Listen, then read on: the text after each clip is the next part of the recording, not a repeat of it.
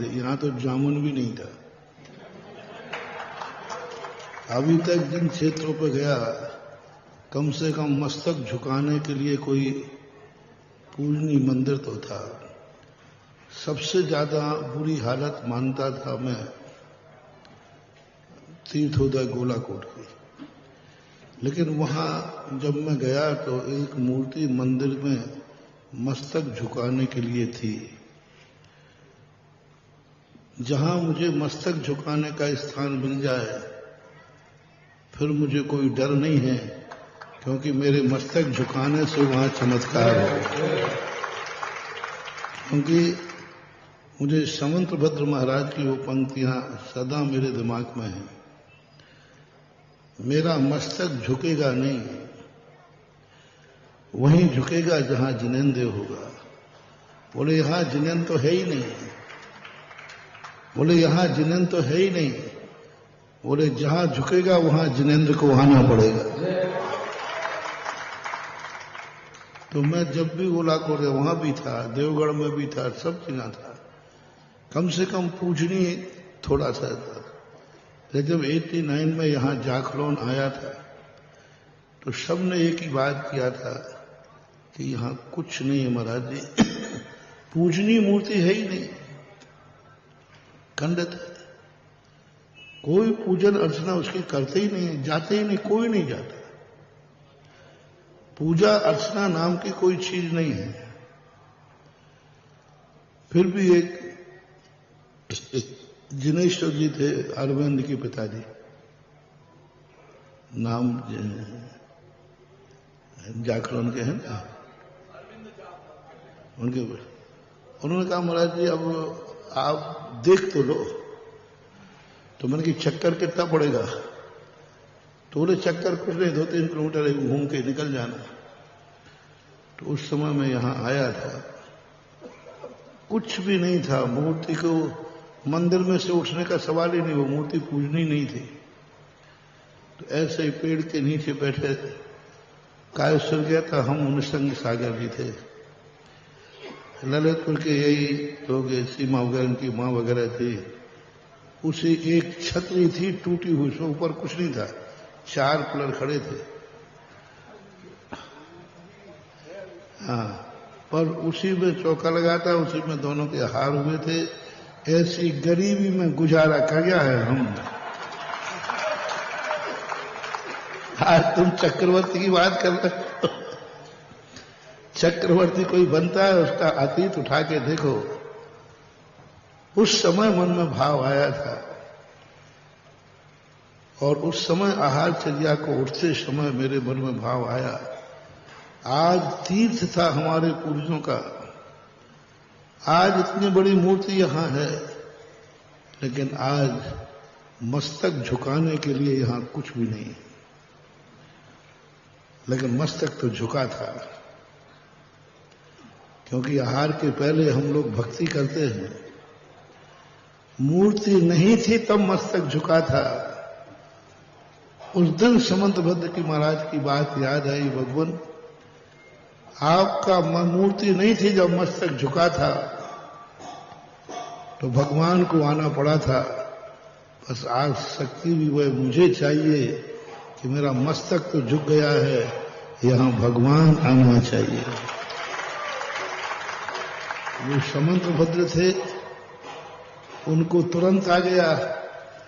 हम थोड़े छोटे महाराज हैं तो 25-30 साल लग गए, लेकिन आज कोई कल्पना कर सकता है कि जहाजपुर में भी कभी पंचकर्णाक होगा, मंदिर बनेगा।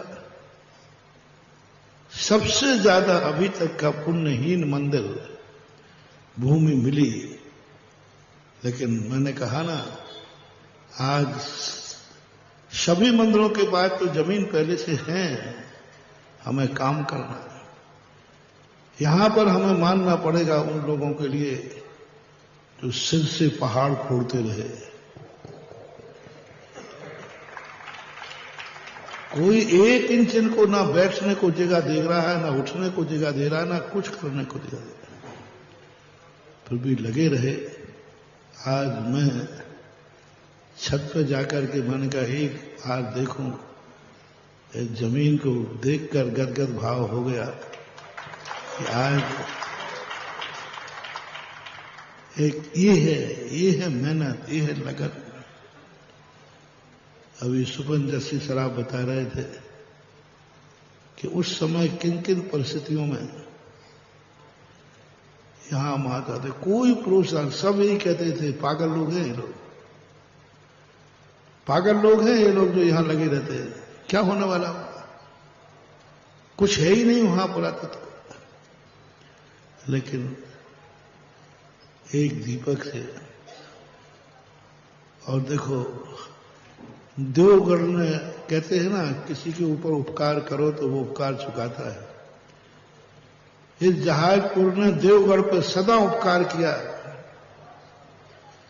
जब जब देवगढ़ में कार्यक्रम किया, जहाजपुर ने आशीर्वाद दिया। जब जब देवगढ़ में कोई कार्यक्रम हुआ, मंगलाचरण जहाजपुर से हुआ। ऐसे उपकारी क्षेत्र के लिए ये दिन देखने को नहीं मिलता। मां देवगढ़ की मूर्ति का लेप करने की शुरुआत थी और देवगढ़ के शांतिनाथ ने कहा कि नहीं, मेरा हुआ तो हुआ, मेरे उपकारी जहाजपुर का भी होना चाहिए। वज्रलेप ना तो शांतोदय के लिए आया था, ना सतोदय के लिए आया। वज्रलेप की चर्चा कहां से शुरू हुई थी? देवोदय से हुई थी। संजय सिंह वगैरह लोग, महाराज जी क्या करें क्या करें, क्या करें, चर्चा कहां से करें? तो हम कहे नहीं, चर्चा तो होना चाहिए। फिर मुझे बजरंगगढ़ का ध्यान था और करते करते ये चर्चाओं में आता गया। और देवगढ़ के देवोदय तीर्थ के शांतिनाथ भगवान ने कहा कि हमारे उपकारी देव तो जहाजपुर है, उनका भी वज्रलेप होना चाहिए। आज हमें गर्व से कहना पड़ रहा है, देवोदय के शांतिनाथ ने अपूज्य जहाजपुर के उपकारी को भी पूज्य बनाने का बीड़ा उठाया। ये है परस्पर में परस्पर उपग्रह, ये है परस्पर में उपकार, परस्पर में निमित्त। और आज अपने भगवान के साथ साथ मैं तो कहता हूं सारे भारत से ऐसे क्षेत्रों पर तुम्हारा 1 रुपया भी लगेगा तो 1 लाख के बराबर होगा। ऐसे क्षेत्रों पर जहां पर जिस स्थिति में ये है, जहां कुछ भी नहीं है, कहीं कुछ तो है, कुछ तो कम से कम है। यहां तो कुछ भी नहीं था। अब ऐसे क्षेत्रों को मेरा कल्पना है एक दिन शांतोदय तीर्थ क्षेत्र, ऐसा तीर्थ क्षेत्र बने जैसे शांतिनाथ का वैभव था, शांतिनाथ का रूप था, और जो अपनी चरम सीमा पर था, जो जहाज पर आज देवोदय का गुरु था। मेरा मन है कि पूरे इस बुंदेलखंड का, पूरे इस ललितपुर के चारों तरफ का एक दिन जहाजपुर फिर से गुरु बने और फिर से गुरुता को प्राप्त हो। और फिर भी एक मौका मिला है विस्तार करने का। कितने एकड़ कह रहे? लगभग 15 एकड़ जमीन कमेटी ने की। मेरे निर्देशन से मैं उनको जब भी कहता था मुझे कुछ स्थान दो, भूत एक ही बात मांगता है, मुझे स्थान दो, कहीं तो भभूत डालो, कहीं तो अगरबत्ती लगाओ, भली लौंग के बीच पे दे दो। भूतों को बुलाया तो मैं भी कहा कि भाई कुछ तो कहीं एक लौंग के बराबर तो स्थान दो, एक लौंग के बराबर तो स्थान दो, तो वहां कुछ किया जा सके। आज लौंग के बराबर नहीं। कमेटी ने भी मेरा पीछा छोड़ा नहीं। बार बार मैं हताश करता था, क्यों भाई क्या कर बताओ। तुम आ जाते हो महाराज जहाजपुर के लिए, मैं क्या करूं बताओ। आज मैं नहीं कहूंगा कि क्या करो। आज भारत के हर व्यक्ति से मेरा कहना है कि जिनको अपने धन का सदुपयोग करना है तो शांतोदय तीर्थ जहाजपुर में करें।